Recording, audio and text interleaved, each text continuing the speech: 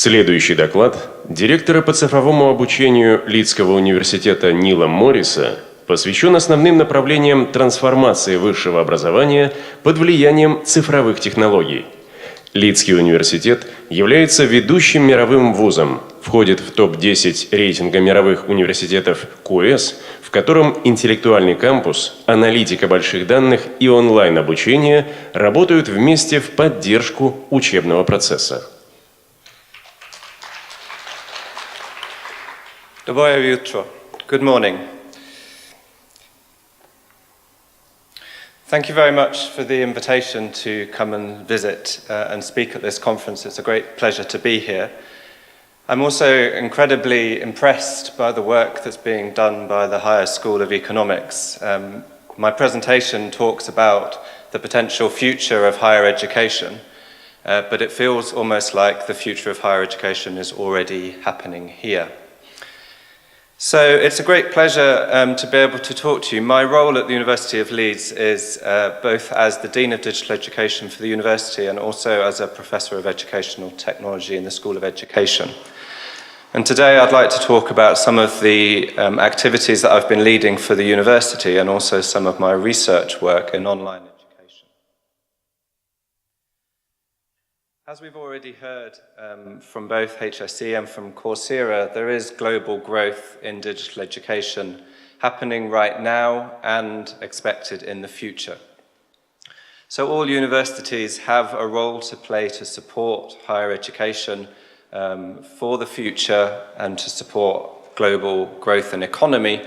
And universities at present are in a great transition as they attempt to stay relevant. And I think relevancy for universities will be one of the focuses of my talk today. As we'll see through my presentation, increasingly actors or players outside of the university sector are growing their abilities to deliver education, as we've already seen from Coursera, and online is allowing much more access and much more flexibility for learners to gain the hard and soft skills, as already been mentioned, to meet employment needs. But we must think about access. We must think about all of the people in the world who need education. And we must think about the role that we as universities and online learning platforms play in actually providing access for learners all around the world. So I think it's clear already that there is a need for digital education. There is expected to be very large growth in online education.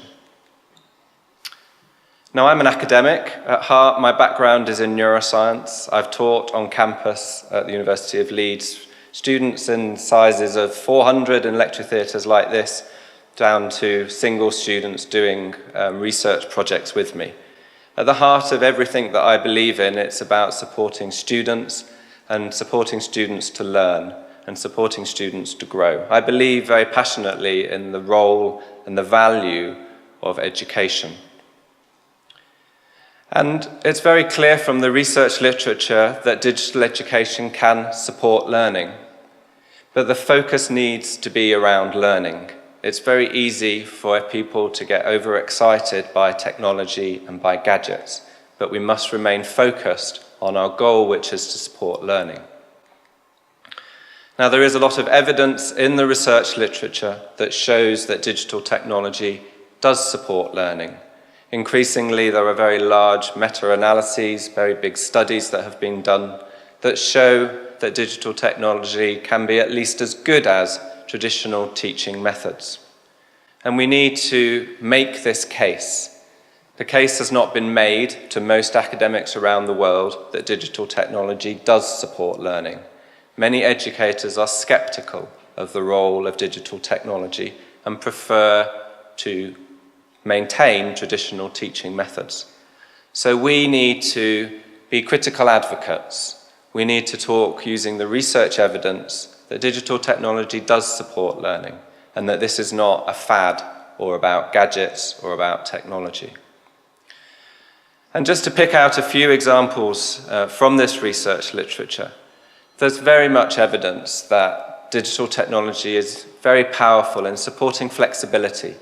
It provides learners with multiple opportunities and different mechanisms by which they can access their learning, as we've seen through the presentation from Coursera. But digital technology can also support engagement, motivation, and dare I say it, enjoyment.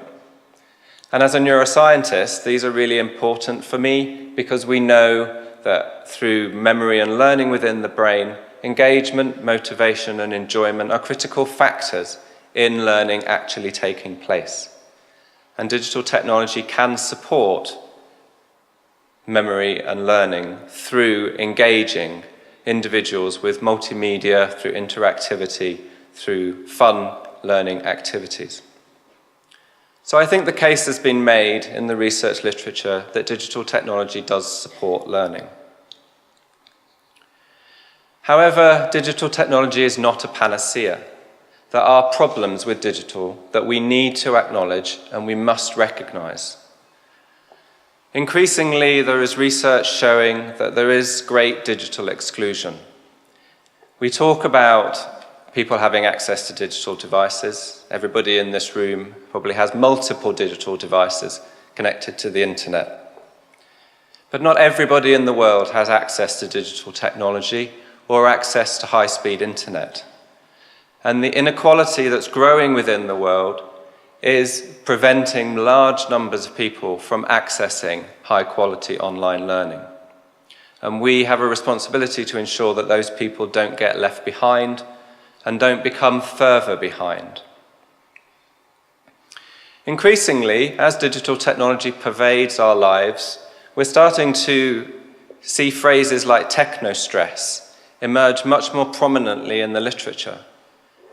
Technology is causing problems for us as people, both physical problems, increase in repetitive strain injury, musculoskeletal problems, but also stress for children. Adolescents who are increasingly feeling obliged to spend time on social media are being subjected to cyberbullying. They're also losing sleep. They're also not able to concentrate on their schoolwork. And we as a society need to understand the role that digital technology is having on us as individuals. There is also a risk, described in the literature as well, of us becoming too technocentric, too focused on the technology and not on learning and pedagogy. And as educators, we have a central role to play to ensure that we keep learning, teaching, and student success at the centre and don't allow the technology to take over our decision-making. And finally, we all have a role to play and we all have to embrace the need to upskill our digital literacies. Generally, as educators within universities, we have poor digital literacy. And yet, as we've seen, the evidence is that we will all, our students and ourselves, need to have a much greater level of digital literacy. And this is a significant problem for both our students and for ourselves as educators. So we must balance the opportunities that digital technology provide against the potential consequences of not understanding the technology that sits within our hands. Now, at the University of Leeds, we are a very large campus-based university. We have about 38,000 students on campus. We are predominantly teaching undergraduate students who are predominantly between 18 and 21 years old. But we also have a growing population of postgraduate students, largely international students, who come onto campus. All of those campus-based students follow a blended learning approach. We have heavily integrated digital technology into our campus-based learning and teaching, and our students are daily using digital technology to support their learning. And this is our predominant activity as a university, and it's probably most universities' predominant activity. However, we also have an increasing population of learners who engage with the university whilst in work. In the UK, the government has introduced a scheme called degree apprenticeships. So a new form of apprenticeship where learners can learn up to degree level, but being based in work and engaging with the university for a minimal time. This requires sophisticated use of digital technology, a high level of digital literacies, and advanced learning analytics and data analytics to be able to manage those learners who are distant and working for employers who have very clear expectations about what those learners will be doing whilst they're studying at university. We also have, as many other universities do, a cohort of students who are studying entirely online. And this might be MOOCs, online courses, it might be credit-bearing modules or full online degrees. So as many universities are similar to Leeds, we're trying to support multiple different types of learners who are studying in multiple modes. And digital technology clearly plays an increasing role in all of their learning aspirations. At Leeds, we've evolved a digital ecosystem. Over the last 5 or so years, we've grown the number of digital platforms that are available to our campus-based learners, our work-based learners, and our fully online learners. So we have a virtual learning environment which is based on Blackboard technology, which is available to our campus-based and our online learners. And we also make use of multiple online platforms, including FutureLearn and Coursera and iTunes U. And we deliver courses, modules, and programs on those platforms. Our online learning strategy actually evolved from our passion for open education. So we actually started by putting out open educational resources on iTunes U and on YouTube and on the JISC store. And this was because the university cared passionately about educating all, about providing our education for anyone who was able to benefit, using Creative Commons licensing. And very quickly that has evolved into online courses, which initially started out as free open online courses, but have increasingly become commercialized. And in terms of access, we need to be careful to ensure that that balance doesn't shift too far towards all of our education becoming commercialized and us becoming marketized. We still have an obligation to ensure that we're providing free open education to as many learners as are able to benefit and to our campus-based learners. And so at the moment, we're managing this digital ecosystem very carefully. And we're supporting a diverse population of learners. We have a large portfolio of online courses on the FutureLearn platform and on the Coursera platform. We have over 50 courses. We've enrolled over 1.1 million learners on those platforms. And we have courses that are targeted at different cohorts, different types of learners. So we have some courses that are very research-focused, outcomes of research projects, dissemination of research, data collection for research projects, and courses that are general interest courses. And those are for defined and specialist audiences. We also have a portfolio of courses that are unashamedly designed to support recruitment to the university. So we have a portfolio of courses on the FutureLearn platform which are aimed at pre-university students, and we provide them with a mixture of knowledge, skills, and activities that introduce them to subjects and disciplines, provide them with some skills, and encourage them to attend the university. For our campus-based learners, we have a large number of courses on external platforms which are intended to increase their academic skills. So courses, for example, in research ethics, in critical thinking, are targeted directly at our students who are studying with us, but are also used by students at other universities and by prospective students.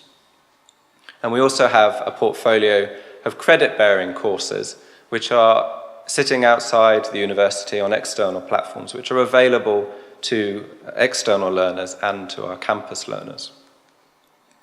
And finally, we have a portfolio of continuing professional development courses on these external platforms, which are intended for working professionals. And so, as you can see, we have these diverse set of courses available to learners on our external platforms and on our internal platforms that are intended to speak to different populations of learners. And I say this as if this is normal. This is not a normal practice for universities at present. The Chancellor of HSE was talking about his activities and what you do here as if it's normal. This is not what most universities are doing today. Most universities don't have this extensive portfolio of externally available online courses available to diverse populations of learners. It may be where they should be or they want to be, but this is not routine as of today. So in terms of our credit-bearing courses, so these are credit-bearing courses that sit on FutureLearn platform and on the Coursera platform, that external learners can enroll on free open courses and then move through to these to become credit-bearing. We originally intended these courses to be primarily for our own campus-based learners. So we have a portfolio of electives, we call them discovery modules. So these are modules that students can take to broaden their curriculum. So if they're an engineering student, they might want to do a life science course as part of their degree. And we decided to put these courses onto the FutureLearn platform to enable our learners, our students at the university, to interact with a global community. So they study one of their courses on the FutureLearn platform, and they engage in discussions and activities with people from all around the world who are studying this course freely and openly. And this is an incredibly enriching experience for our students. So they may be studying a course on cancer medicine as a first-year undergraduate in a class of 50. And they would suddenly be on an online course with 3,000 learners from all around the world, some of whom might have cancer, some of whom might be medics, doctors or nurses who treat patients with cancers. And suddenly that opens up the world of cancer medicine to our 18-year-old student. So these opportunities are hugely enriching for our own learners. But they also open up the university credit to learners from outside of the university. And we offer these courses at both undergraduate and at master's level. And inevitably, these courses are intended as a recruitment route. So we hope that students will take these credit-bearing courses before they come to the university, and they'll apply then to the university saying, I have some credit, I would like to bring that credit with me to the university and study with you as either a campus-based learner or as an online learner. At present, we must acknowledge that this is not easy for students.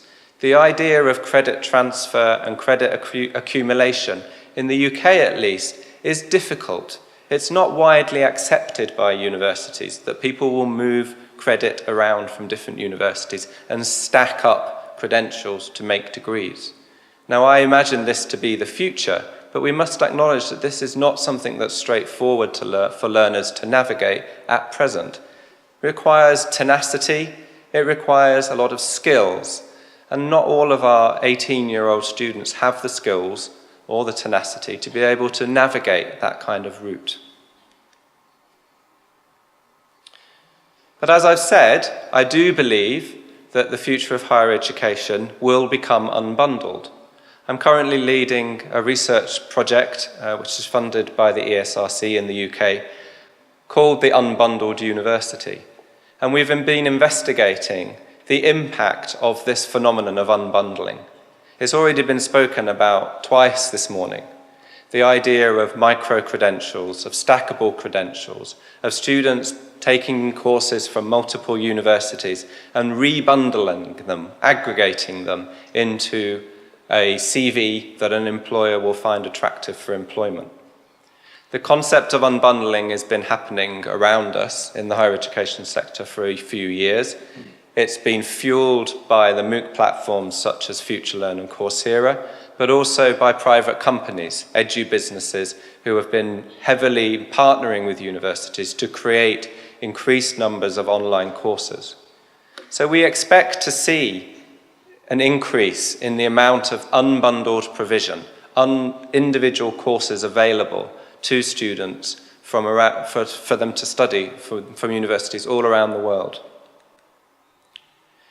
And this is it's actually an interactive map. I've taken a screenshot of it.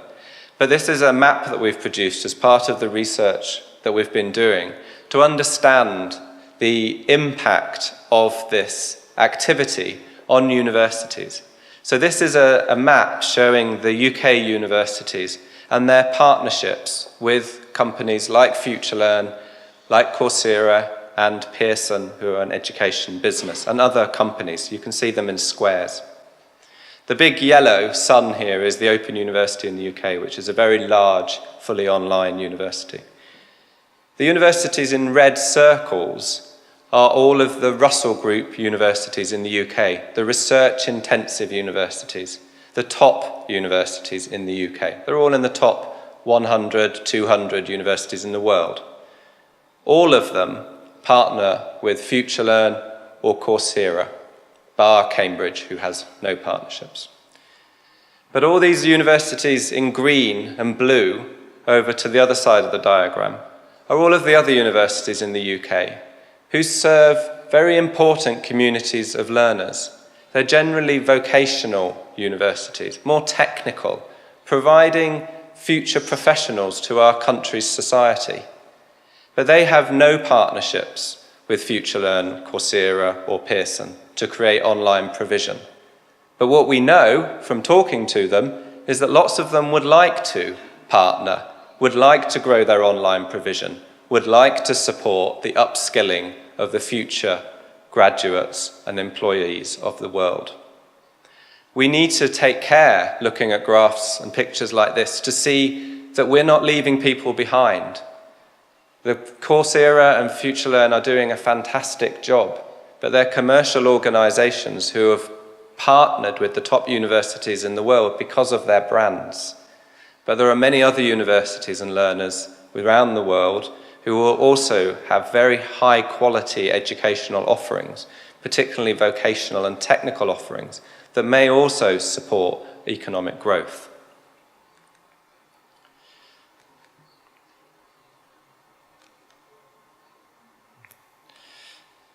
Sorry, I can't move the slide, sorry. Okay, so our research is showing that there is a very large prevalence of unbundling. We can see lots of growth in this area. We can also see private companies are very active, are growing lots of relationships with universities, and these relationships are shifting the landscape very, very rapidly. When we talk to academic staff about unbundling, to faculty, they have quite mixed views. They are generally quite traditional, but they're quite worried about the prospect of unbundling for their students and the complexity of navigating this difficult terrain. They also have concerns around the growing marketization of the higher education sector. And interestingly, we've talked to a lot of students when we've been doing this research. They generally are aware of online learning, more aware at postgraduate level, but they expect online learning to be lower cost. And we as university educators expect online learning to be of the same quality, which means that cost may be equivalent. Students expect lower cost.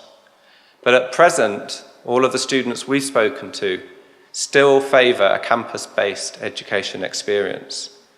So whilst I completely agree that education is moving online, there is still a requirement from our students to have that holistic experience of spending time on campus, building those personal links, getting that interaction with faculty, doing those physical activities, and building up all of the other skills that they may gain during their university education.